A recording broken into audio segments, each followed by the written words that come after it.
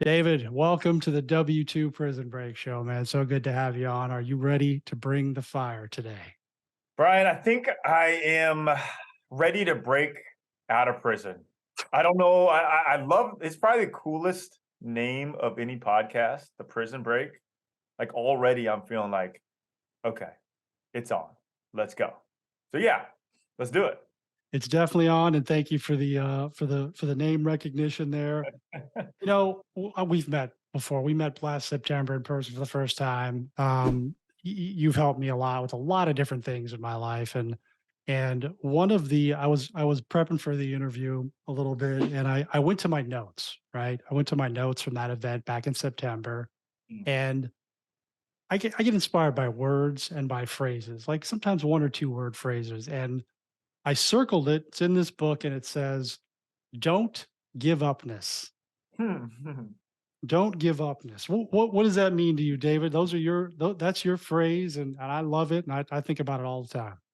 Man, thank you for bringing that one up. That is one of my favorite terms that I think should be in the dictionary because it is the ultimate success formula, I would tell somebody. Mhm. Now, there's a lot that goes into that don't give upness, but ultimately, if you can live your life on the mission and path that you're on without completely giving up. There's a big difference between giving up and pivoting in a different perspective in a different direction, and that's where the key is. And I tell people life is a this is how I look at it. Life is a long hallway. Okay, you start at the back of the hallway, the end is when your life ends, but along this journey there's doors on the left side and the right side, and you enter this door on the left and you learn something here. Okay, you take that, and it could be the reason you walk out of that door down the hallway could be for different reasons. It could be you got fired. Now, some people will give up right at that moment. They're like, well, I got fired. It's over. No, it's not. You learned all of these skills in this given job career that you had. Like, for example, of me trying to play in the NBA, but I didn't have any athletic ability. It was more for being able to coach people. Take those skills. Now you're going down the hallway again. You entered the door on the right. All right. Well, this is really hard. Like I've been banging my head against the wall, Brian, for 4 years, and I just can't do it. I can't produce anything. Do I quit? Do I give up? No. Okay, I learned all these skill sets to be able to use to something else. And ultimately, at some point, some sooner than others, you will find that ultimate rhythm. You will find just the time where you feel like, man, I am so in step, and that's literally what I feel like now. It's been 13 years to get to this moment where I'm at after I got cut from playing basketball and thinking I was going to play in the NBA, but I was playing in a joke of a league over in Spain. 13 years to get to the point where I'm finally like really in my zone and speaking a lot. And I just freaking love it, man. It's crazy that you can get paid what you get to speak when ultimately, like, I'd probably do it for free. Don't tell anybody that, but it's when you know you're in your zone. So, long story short, if you have this don't give upness ability, you are going to be successful. It's just a matter of time. And that's it. You nailed it. A matter of time. I think, especially in today's society where everything is instant gratification. Like nobody seems to be willing to wait for anything anymore. And you just said, "Hey, it's been 13 years, right?" And when you got cut from your team, and I would argue that that was a joke of a league. Come on, David, you were a good player, all right? You're Thanks, teaching Brian. you're teaching hundreds. I don't know if I'd be able to take you one on one, and I know I got the height advantage on you, but um, in all seriousness, it took you a long time to get to where you are. Did you when you got cut? Did you see this vision? You A lot of things could have happened. I mean, you could have just wallowed and complained and become the victim. You chose not to do that. So, did you see this path when you got cut? Oh, I wallowed for about 6 months. I sure played the victim, and I definitely wallowed, Brian, no doubt. And no, I did not see this path at all. I didn't even see this path when I was on my mission and journey to coach in the NBA. But it was a moment, and I think our lives, I mean, obviously, our lives have many minutes, but I think they are defined by the moments that we have that we can remember these certain things, these impactful moments we have. And my mom said this thing when I was sitting back, kicked out in the recliner chair, living on my parents' recliner couch, feeling bad for myself. She said, David, when one door closes, four open in an entire beachfront patio overlooking the ocean. That was my moment because I had never heard that before. And that was my realization, what I call these snapshot moments that you can always go back to, that told me, hey, everything that you poured into playing in the NBA is for actually coaching more athletic, God given ability, 7 foot height players. So yeah, that was my like, I would say the moment I realized it's not all like if you fail, if you lose out, it's not for loss. Now, you asked the question, hey, did you ever foresee what you'd be doing today? I didn't. Took me 5 years to get an NBA coaching job as a development coach. I Mm. thought I was in the NBA, found my dream job. I end up getting fired after the first year that I was there. New head coach comes on, they bring on their own staff. Once again, I wallowed. I felt bad for myself. But the one door closing, four opening, the skill sets that I'd learned there, now I go coach individual NBA players, make connections with agents. I decide, hey, you know what? I had 28 NBA superstars on the court at one time in the off season years ago and just didn't find the fulfillment from it. But I did know there was a piece of that I loved. And it was the encouragement, the enthusiasm, just helping people, these players, take it to their next level and do something bigger than just on the basketball court. And I was like, well, I love inspiring. There's got to be something I can do with this. Oh, you can speak. Oh, you can coach people individually in groups. Oh, you can write books. So all of that being said, as you can see the long hallway, my life has been the epitome of that. Go in the door, shuts. What did I learn? Next one, next one, next one. Where I'm at now, I love it. But I could be completely different spot 10 years from now. Like I'm in the process, I'm talking with some people to produce a TV show. Like that's another goal of mine to do. I just Nice. love continuing to grow and continuing to do, and ultimately continuing to pour into other people. Like you were saying very kindly, like, hey, you've helped me with like that makes my day. That makes me feel so, so good because you've gotten something out of the things that have been coming out of my mouth. Definitely have. And I just got another one. I love the long hallway reference. I know the listeners are going to love that as well. It really kind of gives you a good visual Yeah. of life. One door closes, Totally. four open. Awesome. Great stuff. I love to make sports references. I do it all the time. When I coach students, I do it on this podcast all the time. And I always watch whether it's the NBA or whether it's the NFL, any sport, watching from the sidelines. It's like, man, those guys make it look so easy. Like, how do they do that? How are they that good? And there's a lot of people listening right now, David, who are on the sidelines. They're on Mm. the sidelines. They want to get on the court, right? They want to get on the court of life, if you will. They're stuck. They don't know what to do. How do I get to be like the guys or the women? If you're watching professional sports, how do I get to that point? How do we get unstuck? And how do we get to the point like where we start to take action to get to our vision, our life vision, as you say, down the end of that long hallway? Such a good question, Brian. It's such an important question. And I would like to paint the visual in your mind that if you are stuck and you are stuck in mud, what are you trying to do? Like, what is your first motion or first thought of emotion? It's probably to bring your leg up as hard as you can and try to take that first step out, right?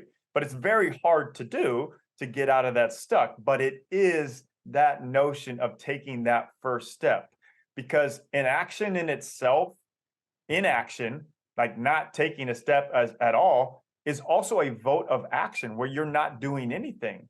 So the reason literally, and you set this up so beautifully, that I wrote this book, Do It, The Life-Changing Power of Taking Action, is because everybody, whether you're ultimately stuck or you want to just go to another level than where you are right now, from the spot you are at today, where you're listening to this podcast, to where you want to be, your ultimate self, the full potential, reaching that where you want to be.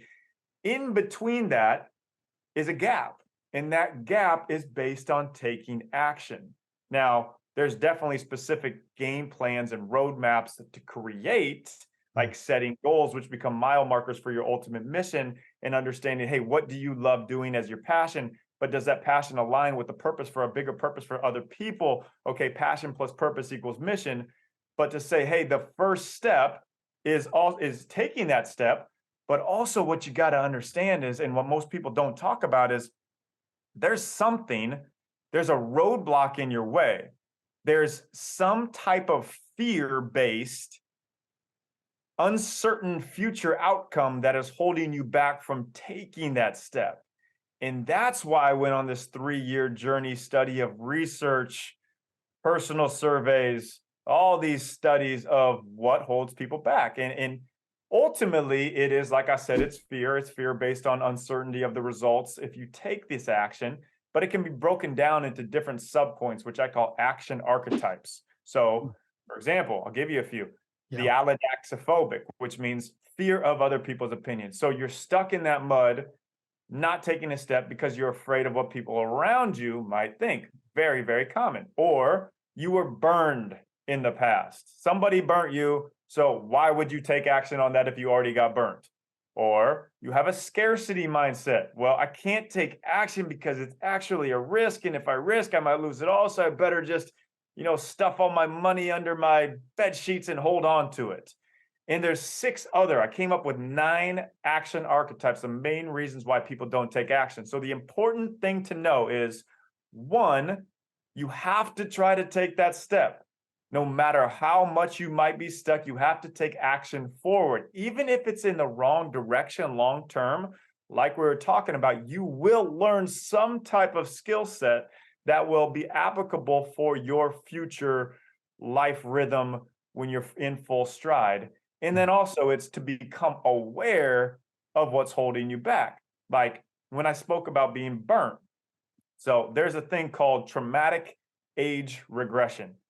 And people don't even know they have this. 70% of US adults struggle from this, not to like their fault, but it's when something happens in your past where you are now frozen in that moment. And until you address it and basically become aware of it and accept it, you can't move on. It's like if you had a bad childhood and you went back to your childhood home, guess where you go back to mentally? As a child. You're stuck there until you accept that and forgive that. So there's many things that can be of these roadblocks. It's just how do we become aware of it? And I'm kind of biased, Brian, but I think this book does a fabulous job of helping you find that.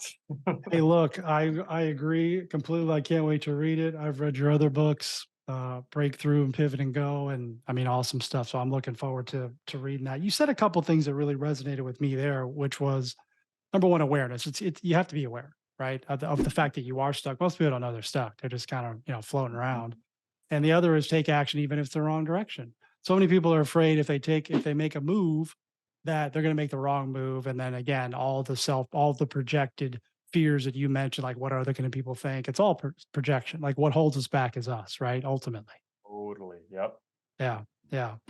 All right. So, David, great share. The guys that you work with in the NBA, all right, I'm super curious though, as I think the listeners are too. The top guys, the top elite level guys, the all stars. What are the things that I assume that they have things in common, all of them.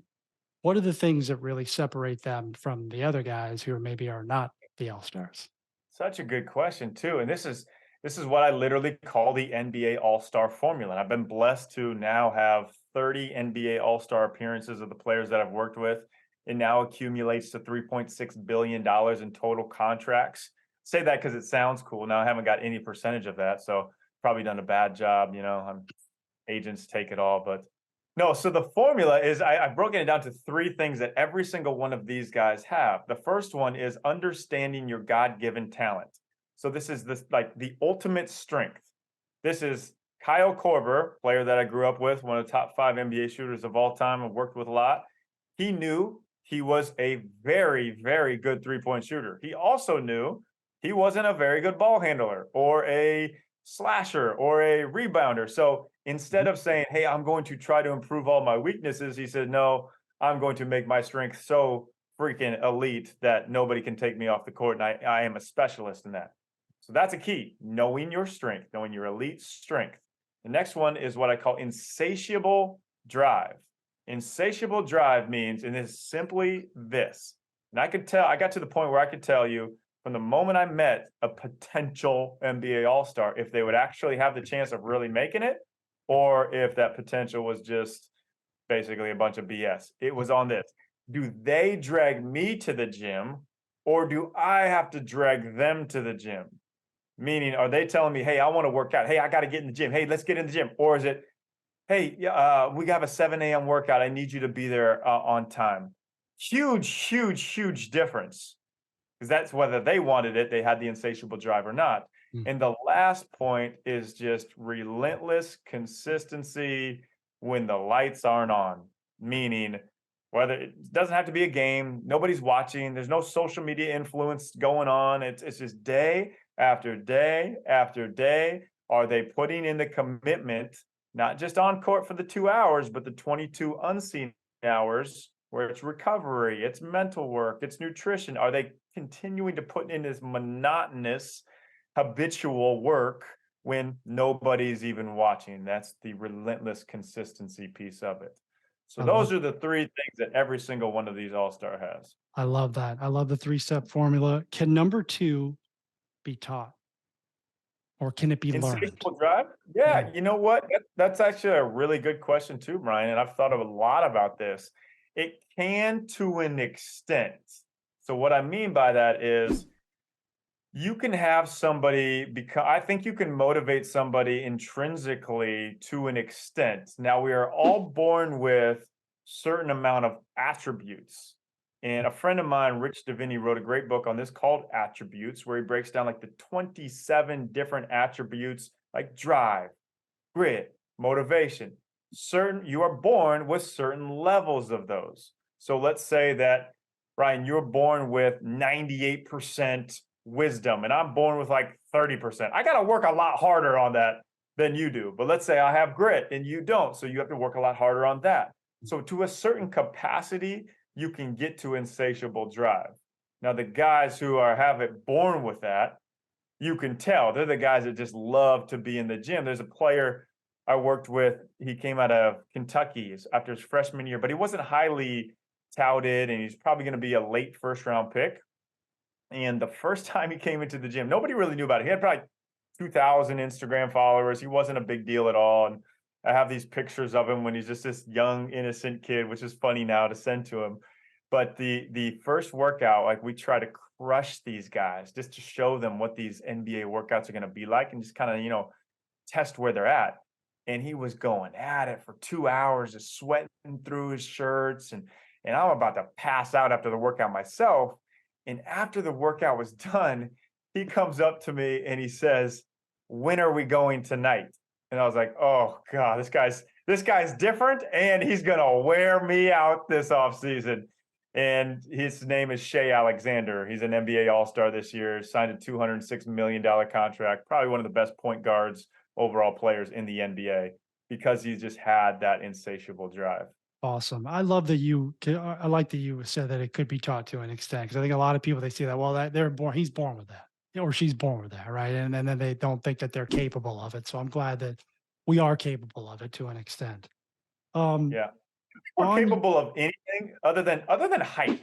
I haven't figured out how to manipulate height, but I think any kind of skill set or attribute, I think you're born to it with an extent, but you can develop literally anything. I think it's a very big, like, an excuse that people will say of like, well, they were born with it. It's actually just to make the person feel better about themselves because they don't have what that other person has and they're ultimately jealous of it. Yep, So I think that's what it really comes down to. And most people won't question that, Brian. They'll be like, "Oh yeah, you're right. They were probably born with it."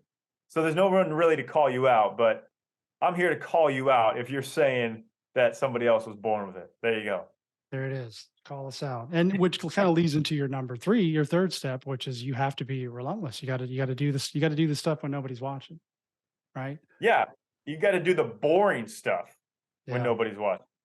And I think that I don't know if you agree with this or not, David, but my personal growth has always come from because I'm a creature of habit. So we're all creatures of habit. I think I like to think I have good habits, but my wins, my growth have always been on the days where I didn't want to do it. I tried my best to talk myself out of it, and I still did it anyways. I think those are the days where I've grown. Yeah. Totally, because then you know, like, and no matter what situation is thrown your way, you've overcome the ultimate defender, the ultimate obstacle there is, your own mind. So yeah, I would totally agree. Yeah, awesome. So the new book is coming out Mhm. soon, May May the 4th. May the 4th.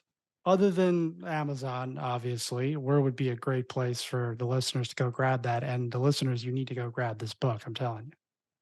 Thanks, Brian. Yeah, Amazon is great. Barnes and Noble's great. Any local bookstores, anywhere. Here's the hack too. I just learned this time. Mhm. I love it when people say, "Hey, David, I bought 10 books on Amazon."